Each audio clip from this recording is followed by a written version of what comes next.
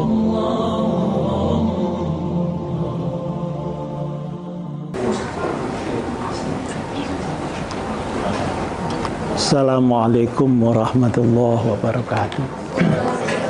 Selamat sejahtera untuk kita semua dan selamat pagi. I would like to speak Indonesian because a lot of audience is Indonesian. And to make no error in my speech, if there is an error, it depends to the interpreter, not to me.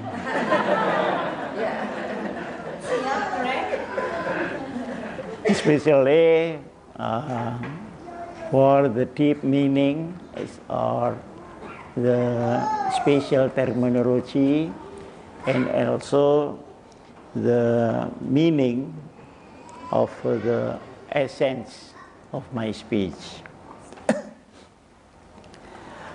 Bapak-bapak, saudara-saudara yang saya hormati, saya mengenal Gus Dur tahun 1979 dan terus bersama beliau sampai dengan 1999. Jadi 20 tahun penuh saya mendampingi beliau dan menjadi juru bicara pemikiran beliau yang sulit-sulit itu. Ketika tahun 1979 beliau baru datang dari luar negeri, kemudian ketemu di muktamar NU di Semarang. Saya sudah ketua cabang NU dari Malang, beliau belum masuk NU. Jadi NU-nya saya lebih dulu dari LU-nya Gus Dur. Nah, mulai itu terus saya bersama beliau sampai 79 ketika beliau jadi presiden. Dan setelah jadi presiden, ada pembagian kerja, beliau yang memimpin politik dan saya yang memimpin Nahdlatul Ulama. Yang saya tahu dari Gus Dur ini berbeda dengan yang lain di dalam membawakan agama. Baik di dalam NU, di dalam umat Islam, di dalam Indonesia, dan di dunia. Beliau lebih mementingkan pendekatan yang filosofis. Jadi makna dari agama itu tidak sekedar teks agama. Yang kedua, pendekatan etis, di mana agama ditampilkan sebagai kesopanan universal. Yang ketiga, beliau membawa agama secara humanis, sehingga agama harus wujud di dalam sebuah persaudaraan kemanusiaan yang utuh. Nah, ketiga pendekatan ini mengalahkan pendekatan legal formal di dalam agama. Jadi tidak terlalu memikirkan ini halal atau haram, tapi yang sebaiknya untuk manusia seperti apa. Nah, lompatan-lompatan ini, pemikiran ini oleh Gus Dur disampaikan sedikit demi sedikit. Karena harus disampaikan di NU yang sangat konvensional di dalam pemikiran. Nah, beliau selalu berceramah dengan saya, dan saya harus menjelaskan lompatan-lompatan ini. Jadi ketika beliau mengajar agama Islam di gereja, itu ribut kiai-kiai, dan yang dimarahi itu saya. Kamu dekat dengan Gus Dur kok tidak ngomong? Masa khutbah di gereja? Oh, gitu. marah itu semua. Saya tanya sama Gus Dur, Gus, sampean dimarahi sama kiai-kiai? Jawabnya Gus Dur, loh, saya di situ mengajar loh, saya enggak jadi murid di situ. Bener juga saya pikir. Akhirnya hal-hal semacam itu yang saya sampaikan ke kiai-kiai. Nah, pendekatan 3 ini menjadikan Gus Dur tidak bertumbuh kepada fikih agama, tapi bertumbuh kepada esensi agama itu. Nah, yang dipegangi tidak pernah lepas adalah teologi. Teologi ini tidak dilepaskan sama sekali oleh Gus Dur. Tapi wujud dari teologi itu harus berupa humanitas, etika, dan filosofi daripada agama-agama. Menurut Gus Dur, agama-agama itu semuanya sama kecuali teologinya. Maka yang sama jangan dibedakan, tapi yang beda tidak usah dipaksakan sama. Sehingga dengan demikian maka akan terjadi persaudaraan yang sejati, bukan hanya persaudaraan strategis atau persaudaraan politis. Nah, setelah berjalan 79, 5 tahun setelah itu, Gus Dur mulai menerapkan ide-idenya di dalam NU. Ide-idenya di dalam NU ini pada tahun 1984. Saya ketika itu ketua Ansor Jawa Timur yang menjadi ketua panitia Muktamar ke-27 itu. Gus Dur ketika itu belum jadi ketua umum PBNU, masih menjadi wakil sekretaris Dewan Syuriah. Nah, ide-idenya Gus Dur adalah satu, bahwa untuk tingkat nasional NU harus dinasionalkan, maka harus diterima filsafat Pancasila. Toh Pancasila itu tidak ada hal-hal yang melanggar agama. Agama pun kalau difilosofikan akan terdapat butir Pancasila itu. Yang kedua, Nahdlatul Ulama harus dipisahkan dengan partai politik yang bergerak di politik praktis. Karena pada waktu itu masih menjadi bagian dari Partai Persatuan Pembangunan. Untuk apa? Supaya kemurnian pemikiran itu tidak dipersempit dengan orang mencari kekuasaan. Yang ketiga, menegaskan NU sebagai civil society yang mengembangkan mabadi' khairu ummah, artinya mengembangkan sumber-sumber kekuatan civil society. Misalnya ekonomi, pendidikan, kemudian budaya, dan apa saja yang bermanfaat kepada masyarakat. Sehingga dengan demikian tidak boleh ada jarak antara NU dengan negara. Ini satu lompatan luar biasa. Karena ketika itu NU menjadi bagian dari partai, partai ini bukan partai pemerintah, sehingga selalu oposisi. Nah, dengan demikian pemikiran NU tidak bisa dimasukkan di dalam bangsa secara utuh, tetapi hanya terbatas kepada partai politik itu. Nah, ini pemikiran yang disampaikan Gus Dur ini tidak gampang diterima oleh para ulama. Kenapa? Karena ulama masih memerlukan justifikasi legal formal hukum fikih tentang ide-ide ini. Jadi ulama itu kalau nggak ada dalilnya itu nggak mau gitu. Jadi kayak begini itu harus ada qala Rasulullah Sallallahu Alaihi Wasallam ya, seperti Profesor Nadir tadi lah, qala Rasulullah begitu. Nah, untuk ini ada ulama yang sangat berjasa bagaimana melakukan justifikasi pemikiran Gus Dur itu di dalam konteks legal formal. Beliau adalah Kiai Haji Ahmad Siddiq dari Jember.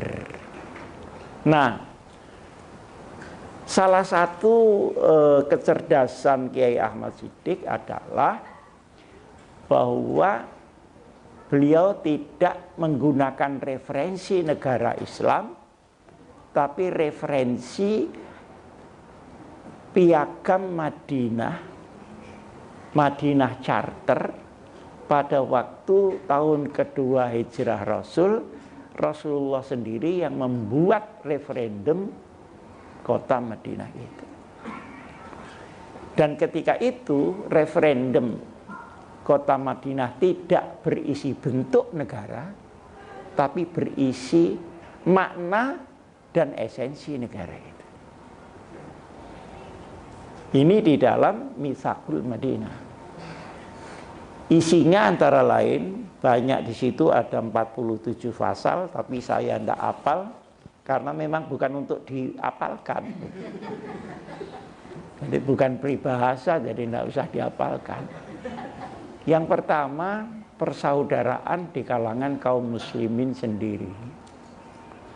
Jadi problem itu tidak berada pada Islam, tapi berada pada kaum muslimin. Nah, tapi karena kaum muslimin problematik, dianggapnya Islamnya yang problematik. Karena di orang Islam ada Habib Rizik, nah misalnya, maka dikiranya Islam itu semua seperti Habib Rizik. Padahal problem Islam itu tidak pada ajaran, pada serapan ajaran itu dari umatnya sendiri. Yang kedua, persaudaraan lintas agama. Ini dibakukan oleh Rasulullah. Bagaimana hubungannya dengan Kristen, Katolik, Yahudi, dan agama-agama lokal. Sekalipun di situ ada mereka minoritas. Nah, caranya adalah bahwa untuk urusan ideologi, urusan transendental, masing-masing pada pendiriannya sendiri tidak usah dicampur. Tapi pada pembangunan sosial harus dilakukan bersama-sama. Pembangunan prasarana, pembangunan keamanan, pembangunan gedung-gedung, pembangunan teknologi, itu tidak peduli Islam atau Kristen. Karena menurut penjelasan di Madinah Charter itu, Tuhan memberikan kerahmatan itu untuk semua hambanya, tidak peduli agama apa saja. Misalnya begini, orang Kristen sekolah dokter, ya jadi dokter. Tapi orang NU tidak sekolah dokter, ya jadi dukun.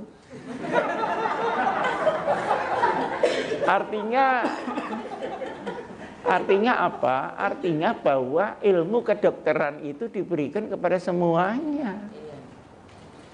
Nah, kalau diberikan oleh Allah semuanya, ada apa kita membatasi? Sesuatu yang tidak logis. Nah, tetapi hal-hal yang memang beda, ya biar beda. Jadilah la ilaha illallah, ya sudah itu. Anda menggunakan yang lain, ya monggo. Tetapi dalam konteks civil society, dia membangun bersama-sama. Itu yang menentukan itu Nabi Muhammad loh, bukan Muhammad belakangan ini. Berarti kan autentik itu autentik. Nah, kemudian hak-hak sipil diberikan kepada non-muslim penuh. Hak perlindungan, hak kesehatan, hak intelektual, kehormatan, hak warga negaranya. Misalnya kalau bahasa sekarang KTP-nya tidak ada masalah. Satu yang tidak boleh adalah merusak tata nilai daripada Islam itu sendiri. Dan untuk hukum diperlakukan sama. Kalau orang non-muslim bersalah di negara itu, maka dia dihukum sama dengan kalau orang muslim berbuat salah. Saya juga heran kenapa orang Islam gampang membunuh. Karena di negara yang Islam pun membunuh itu dia harus dihukum mati. Seandainya agama itu jalan. Sehingga Rasulullah menyampaikan semua harus sama di depan hukum, sekalipun anak saya. Sekalipun anak saya melanggar, dia harus dihukum. Nah, ini bedanya dengan di negeri kita. Siapa saja boleh dihukum, kecuali anak saya. Nah, ini ada waktu masih ya? Takut Nah, kemudian jadi tidak ada masalah perbedaan ekonomi, perbedaan hak politik, perbedaan hak budaya. Ini yang diperjuangkan Gus Dur. Dan orang Islam kaget karena sudah terlanjur di Timur Tengah dikotak menurut bentuk negara Islam, bukan esensi daripada Islam. Bahkan di situ ada catatan banyak nilai-nilai Islami yang berada di negara non-Muslim dan banyak nilai-nilai yang tidak Islami berada di negara Islam. Saya kalau ke Jepang, ke Korea ini ukuran mesti persis, enggak mungkin memalsu. Timbangan, kualitas. Malah di mana itu di Taiwan itu kalau ada barang ketinggalan di bandara apa balik mesti karena mengembalikan itu uang negara. Tidak mengembalikan itu kriminal. Itu negara non-muslim. Barang yang hilang ketemu semua. Nah di negara muslim seperti Indonesia barang yang ada hilang semua.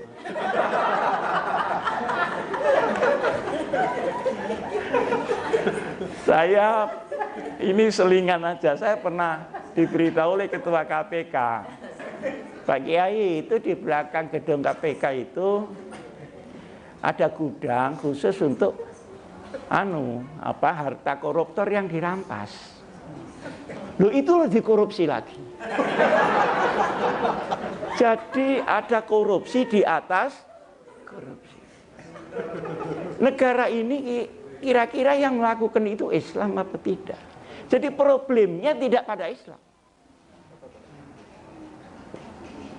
Tapi sayang selalu saja yang disalahkan Islamnya. Kasihan Islam itu. Nah, kemudian jadi tadi masalah hukum itu semua equal before law. Nah, yang selanjutnya keempat adalah penataan ekonomi. Penataan ekonomi itu yang diatur hanya pemerataan oleh negara. Dan yang kedua, kesempatan dan kualitas rakyat untuk mengambil rezeki itu. Negara berkewajiban untuk membuat pemerataan di dalam sistemnya. Kalau tidak, maka negara itu salah. Dan negara itu terancam kekacauan.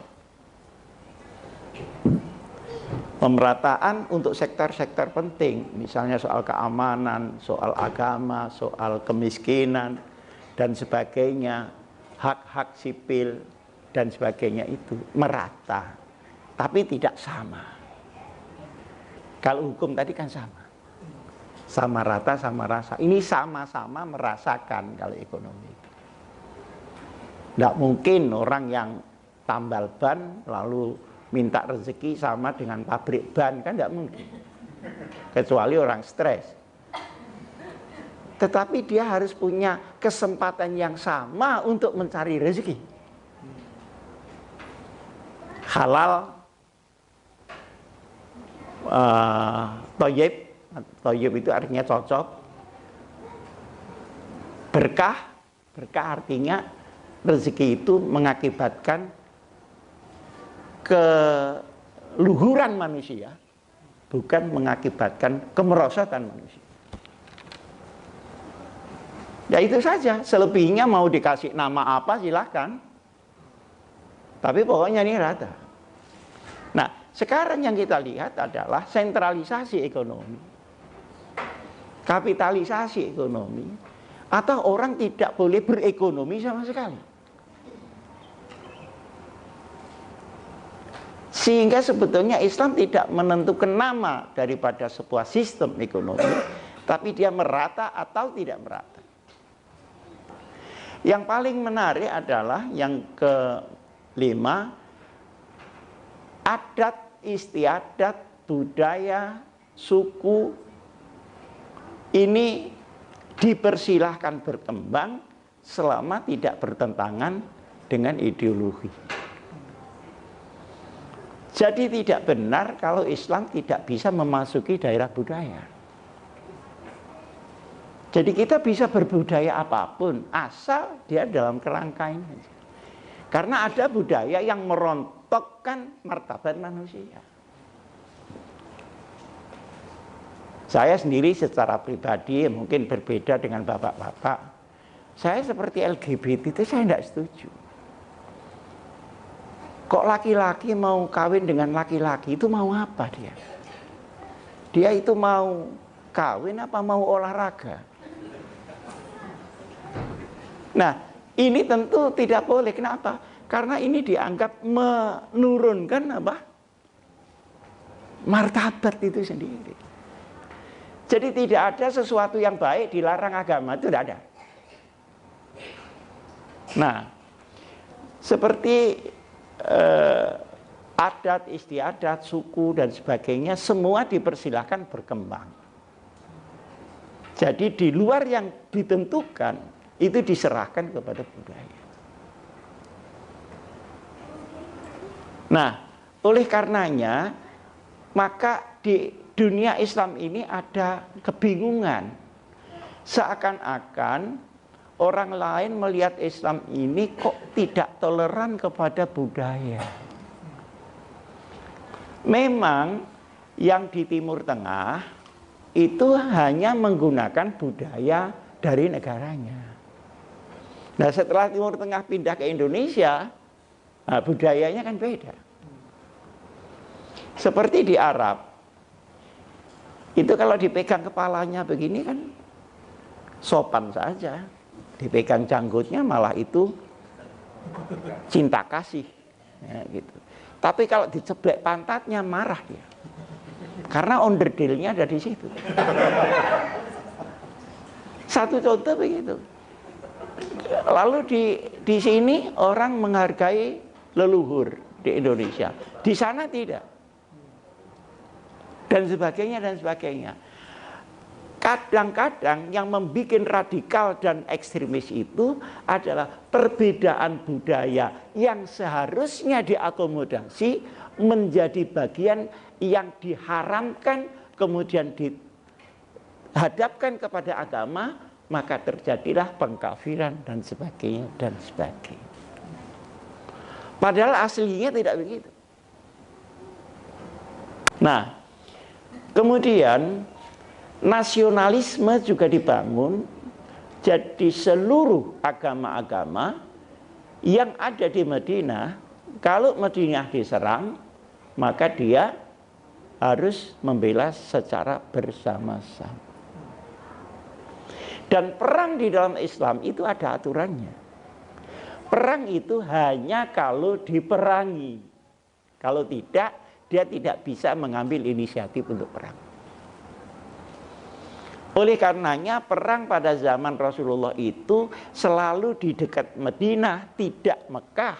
Karena Mekah tempatnya musuhnya Rasulullah. Dan mesti dihadapi di luar kota, supaya tidak ada destruksi di dalam kota. Jadi begini ini sudah tertata secara rapi. Jadi ada nasionalisme di situ. Jadi kalau Indonesia merdeka dibela oleh Islam, oleh Kristen, oleh Hindu, itu sudah benar. Dan nasionalisme ini menurut ini Mitsaqul Madinah adalah kecintaan untuk membangun Madinah itu tanpa dia eksklusif terhadap negara yang lain. Karena eksklusif itu tidak mungkin. Dan Islam itu rahmatan lil alamin, bukan rahmatan li Saudiyin. Nah ini semuanya kadang-kadang klaim-klaim itu salah. Karena Islam itu datang di Saudi, dikiranya untuk orang Saudi saja. Padahal ini rahmat untuk seluruh alam. Bahkan yang non-muslim juga akan terlindungi ketika Islam itu etis seperti yang tadi disebutkan oleh Gus Dur, filosofis, kemudian humanis. Dia akan mendapatkan perlindungan dari tegaknya syariat ini. Nah, minoritas selalu dilindungi.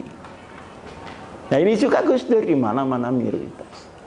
Tapi minoritas ini yang dimaksud orang yang lemah karena jumlahnya sedikit. Tapi di negara yang sentralistik, minoritas menjadi mayoritas di dalam potensi, mayoritas menjadi minoritas di dalam potensi. Ini harus dibedakan. Di Indonesia, ekonomi Indonesia yang 80% dikuasai 2,3% penduduk. Sementara yang 20% dibagi 240 juta penduduk. Ini yang minoritas yang mana? Minoritas dalam jumlah ataukah minoritas dalam potensi? Nah, kalau minoritas dalam potensi dia harus diratakan itu. Nah, kalau dia minoritas tapi mayoritas di dalam potensi, dia juga tidak boleh mengambil begitu saja seluruh kekuatan resources daripada negara itu. Ini sudah sangat gamblang ini. Dan kelihatannya Gus Dur berangkatnya dari situ, tapi nggak pakai dalil gitu loh ya. Karena Gus Dur itu kan nggak suka pakai dalil itu. Gus sampean kok nggak pernah dalil, seperti orang Arab saja gitu. Orang Arab itu kalau ngomong-ngomongan tuh dalil aja Bu. Nah dikiranya oleh orang Indonesia bahasa Arab itu dapat pahala, lah ini repotnya.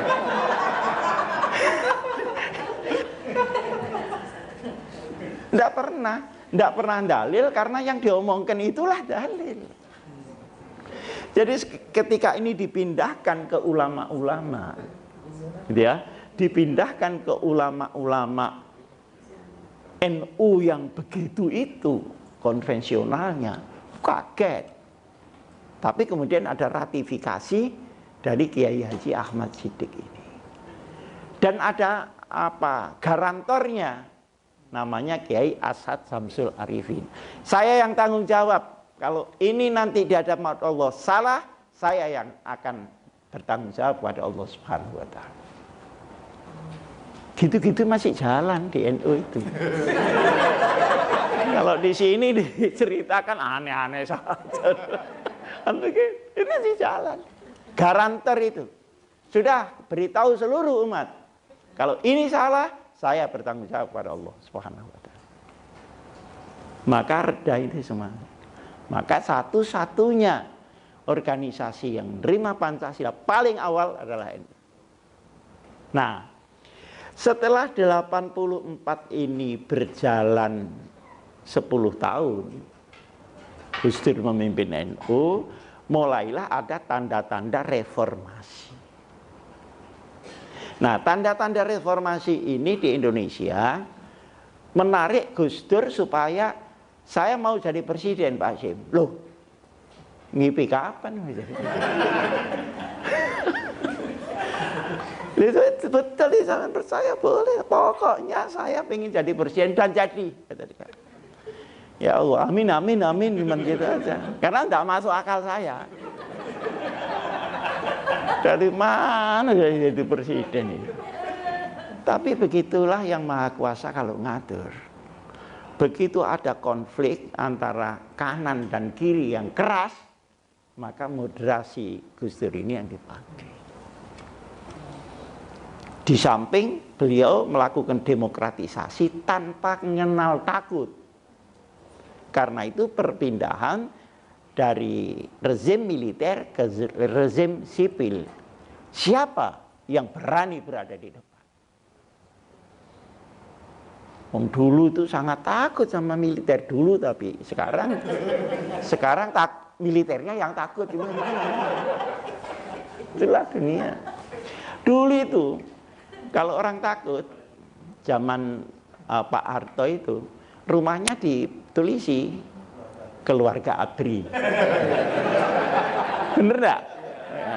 Kalau iya stiker, kalau enggak ada keluarga ABRI ya paling tidak tetangga ABRI. Tetangga jenderal. Begitu. Tapi demikianlah dunia ini berputar. Sekarang selama 16 tahun posisi militer ini belum dioptimalkan fungsinya. Itu juga masalah nanti di belakang hari. Jadi perlu ada proporsionalisasi potensi-potensi yang ada di sebuah negara. Nah, akhirnya jadi presiden. Nah, setelah jadi presiden, saya itu tanya, Gus, untuk apa bikin partai? Kan tempo hari kita sepakat 84 khitoh keluar dari partai. Sekarang kok mau bikin gimana? Gini Pak Sim, jangan rame-rame. Ini negara ini mau kalah ini. Akan diganti reformasi yang sipil dan itu pilarnya nanti partai. Nah, kalau kita tidak ada di situ, kita tidak terwakili. Nah, terus bagaimana hubungannya dengan kita? Ya sendiri-sendiri. Yang partai boleh orang NU tapi pakai mindset partai. Yang di NU tetap pakai mindset NU tadi. Benar itu saya bilang gitu. Iya. Nah, sekarang gini aja, Gus Dur milih mana? Gini Pak Sim, saya akan mimpin partai karena saya mau jadi presiden. Lalu saya bagian apa? NU saja sampai ini. Maka akhirnya janjian. Ya sudah, saya tidak akan masuk jadi pengurus PKB. Tapi sampean juga tidak usah masuk jadi pengurus NU. Salaman. Nah, mulai itu karena beliau jadi presiden yang ngerubung kan banyak. Ini sudah ganti orang sudah. Saya sudah lillahi ta'ala aja. Jarang-jarang ketemu sudah. Gitu.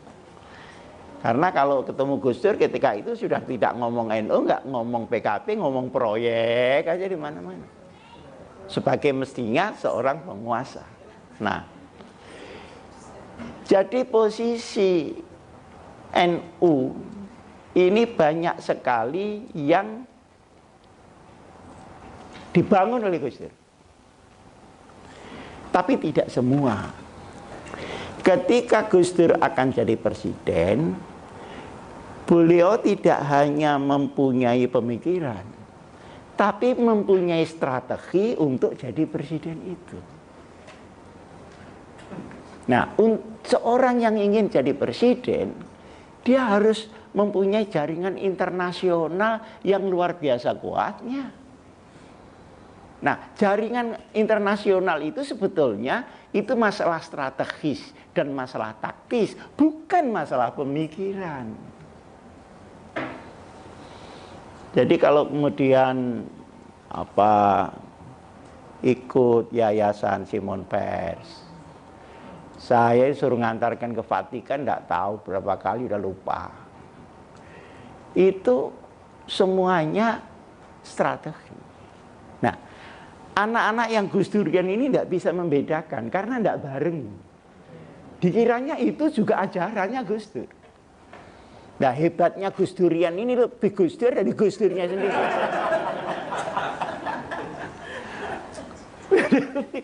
Enggak, yang itu mainan aja sama dia, gini, mainan aja. Nah, di samping karena humanitasnya, banyak orang lain yang menulis tentang Gus Dur. Nah, menulis tentang Gus Dur itu ada tulisan biasa, ada tulisan yang bersifat ajaran. Lalu tulisan orang lain itu yang belum tentu cocok dengan pemikiran Gus Dur dianggap inilah Gus Dur, inilah Islam yang benar. Padahal ditulis oleh orang yang belum mengerti Islam. Nah, ini semua harus dipilah kan gitu. Harus dipilah. Tetapi yang terang, humanitas, filosofis, etis, ini menjadi pijakan Gus Dur melebihi pemikiran legal formal. Misalnya contohnya gini, Pak Sim, orang zakat itu kan maksudnya kan semua biar dapat rezeki lumayan. Ya. Nah kalau semua sudah dapat lumayan, masa perlu zakat lagi? Kan jarang orang berpikir begitu. Nah sekarang ini orang ribut zakat tapi miskin semua. Sehingga waktu ada seminar tentang zakat, yang datang itu penerima zakat semua. Mustahik semua, tidak ada muzakinya. Nah kan lebih baik loncat ke sana daripada kita ribut tentang formulasi. Nah ini benar kalau ini memang pemikiran Gus Dur. Misalnya politik kan penting kan amanat. Perkara nama, perkara ini, perkara itu kan soal lain. Kenapa mesti kita rebut dengan orang lain hanya karena format-format. Nah, ini ada beberapa hal yang saya catat tentang Gus Dur ini.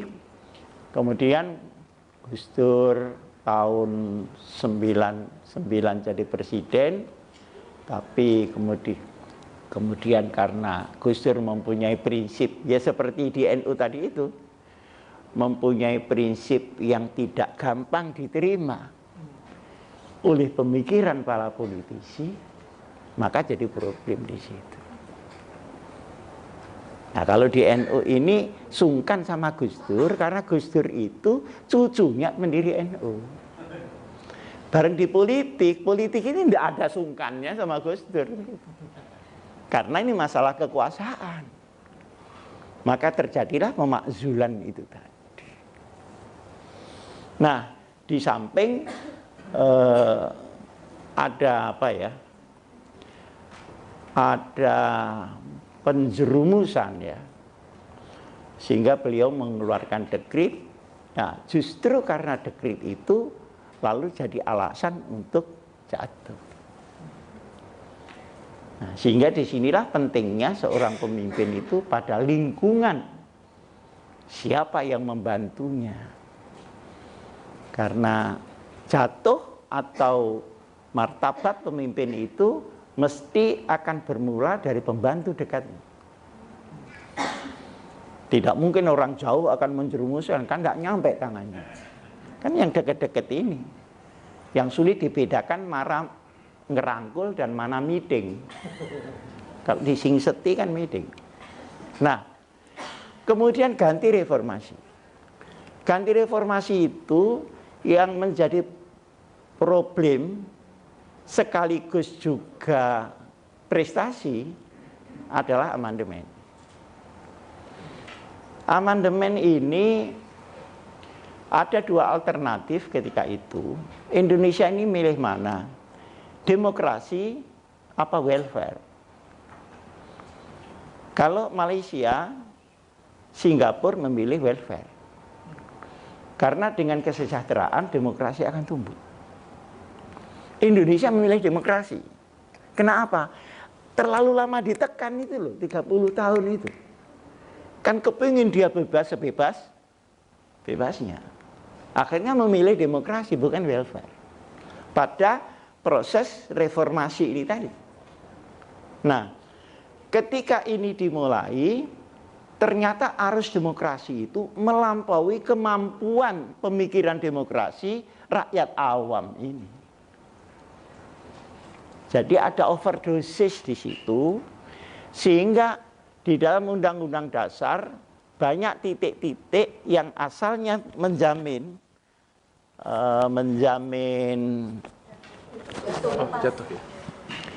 yang asalnya menjamin kemerataan, menjamin kontrol dan sebagainya menjadi hilang. Gampangnya kalau zaman Pak Harto itu ruangan Indonesia terlalu pengap karena semuanya tertutup. Nah, reformasi semuanya dibuka jendela sehingga masuk angin. Angin dari luar yang datang secara komprehensif tidak cukup kuat diterima oleh perkembangan Indonesia yang masih di dalam underdeveloped countries. Nah, disinilah maka di bawah Undang-Undang Dasar yang misalnya pasal 33 tentang ekonomi, tentang ini bocor, banyak yang bocor, maka pada tingkat undang-undang kebocoran itu menjadi meluas. Pada tingkat aturan perundangan yang lebih bawah lagi, dia akan menjadi meluas lagi. Belum lagi kebiasaan penyelenggara negara yang kadang-kadang karena putarannya terlalu pendek, maka dia akan memanfaatkan waktu pendek itu untuk mengembalikan ongkos-ongkos ketika dia mau menjabat atau untuk menjabat kembali. Maka produktivitas ini menjadi milik pengusaha, bukan milik negara. Nah, ini semua problem. Sehingga karena ini sudah berjalan selama 16 tahun, TNI juga belum optimal difungsikan, lebih banyak diberikan kepada polisi, kemudian partai-partai itu rekrutmennya juga tidak ada standarisasi, padahal mereka lah yang mengisi parlemen. Parlemen itu pekerjaannya menguji orang, padahal dia sendiri masuk tidak pakai ujian. Fit and proper test terus kerjaannya, tapi dia sendiri tidak pernah masuk dengan fit and proper test. Proses masuknya cukup dengan manuver-manuver dan sebagainya, bukan pada standarisasi loyalitas, ideologi dan sebagainya. Nah, ini kemudian terjadilah hal-hal seperti sekarang ini.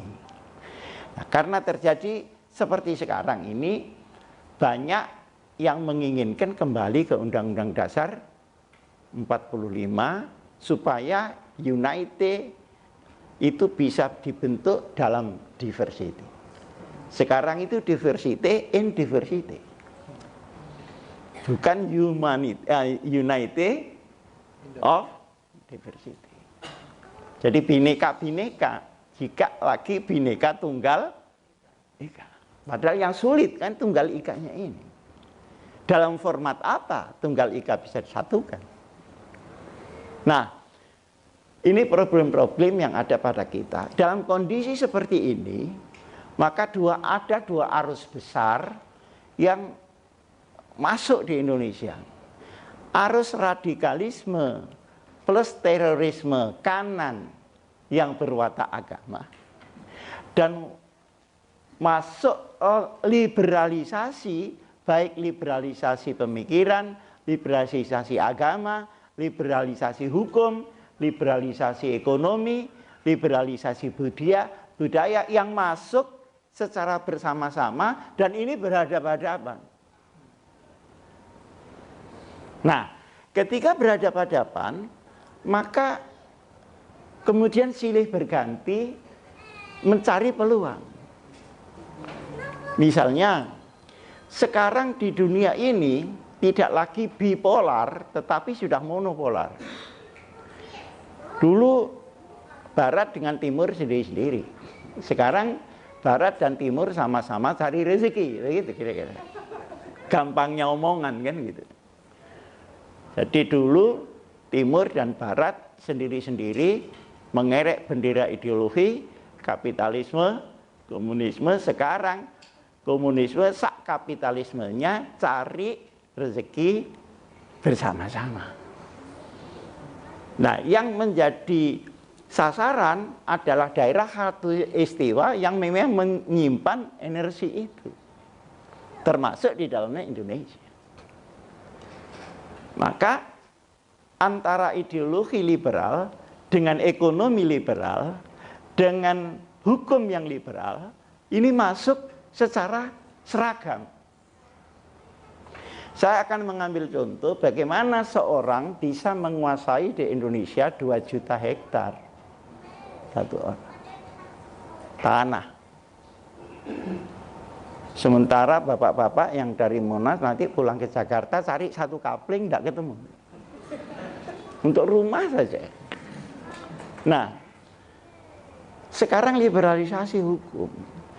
Hukum dalam kondisi kekuatan ekonomi yang begitu berat dan kekuatan kekuasaan, maka hukum ketika terhimpit oleh keduanya, maka hukum menjadi tidak jelas eksistensi. Ini sudah kita bisa lihat. Sehingga rakyat ini sulit mencari keadilan, karena untuk keadilan dia harus membayar pengacara. Rakyat mana yang kuat membayar pengacara? Nah, sementara hukum menjadi haknya kaum elit yang berduit, tidak lagi orang-orang terlindungi secara baik. Politik misalnya, sama. Jadi politik itu mestinya ada standarisasi, 1, kompetensi, 2, loyalitas, integritas, dan sebagainya. Ini tidak terjadi.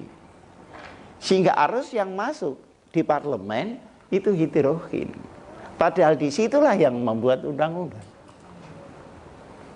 Sementara presiden dituntut terus untuk begini-begini, padahal kemampuan presiden tidak full seperti dulu pada waktu Undang-Undang Dasar 45. Semua mintanya kan ke presiden, padahal undang-undangnya ada di parlemen.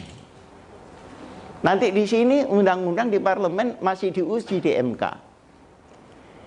Sehingga masalah-masalah sistemik seperti ini menyulitkan. Inilah maka ketika dua kekuatan itu bentur, maka kalau ada pemicu sedikit terjadi sebuah gejolak. Nah, di sini diperlukan selain ketegasan pemimpin adalah kearifan di dalam menjaga Indonesia tetap tidak ke kiri dan ke kanan, tapi kepada Pancasila yang benar-benar Pancasila. Sekian, terima kasih. Assalamualaikum warahmatullahi wabarakatuh.